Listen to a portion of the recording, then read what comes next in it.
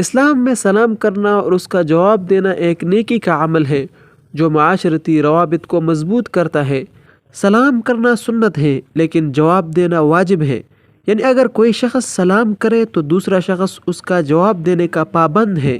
اللہ تعالیٰ نے قرآن مجید میں یہ حکم دیا ہے کہ سلام کا جواب دو اور بہتر انداز میں دو، لہٰذا اگر کوئی سلام کرے تو اس کا جواب دینا ضروری ہے۔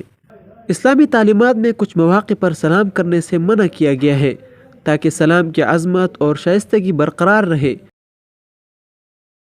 اگر کوئی شخص نماز یا عبادت میں مشغول ہو تو اسے سلام نہیں کرنا چاہیے۔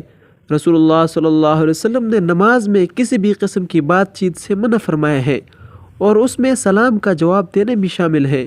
نماز میں مگن شخص سلام کا جواب نہیں دے سکتا، اور یہ سلام کا ادب ہے کہ ایسے مواقع پر خاموشی اختیار کی جائے۔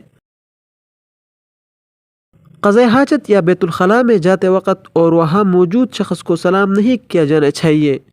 اسلام نے صفائی اور پاکیزگی کا خیال رکھا ہے اور ایسے مواقع پر سلام کرنے سے منع فرمایا ہے۔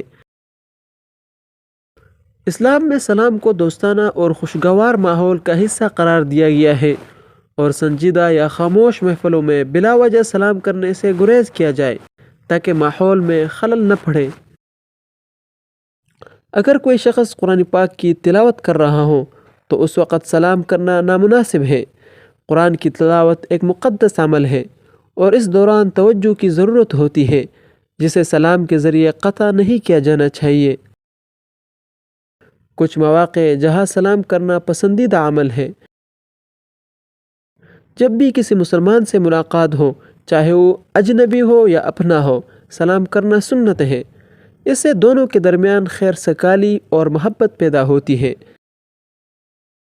جب کوئی شخص کسی محفل یا مجلس میں داخل ہو تو اس کو حاضرین کو سلام کرنا چاہیے۔ اس سے محفل میں خوشی اور اپنائیت کا احساس پیدا ہوتا ہے۔ جب کوئی شخص اپنے گھر میں داخل ہو تو اس کو چاہیے کہ وہ اہل خانہ کو سلام کرے۔ اس سے گھر میں سکون، خوشی اور برکت آتی ہے۔ قرآن میں فرمایا گیا ہے، جب تم گھروں میں داخل ہو تو اپنے گھر والوں کو سلام کہو، یہ اللہ کی طرف سے بابرکت اور پاکیزگی کا تحفہ ہے۔ رسول اللہ صلی اللہ علیہ وسلم بچوں کو سلام کیا کرتے تھے تاکہ ان میں سلام کا ادب اور احترام پیدا ہو۔ یہ سنت ہے کہ بچوں کو سلام کیا جائے تاکہ انہیں اسلامی معاشرتی اقدار سے روشناس کرایا جا سکے۔ اللہ تعالی ہمیں اس پر عمل کرنے کی توفیق عطا فرمائے، آمین یا رب العالمین۔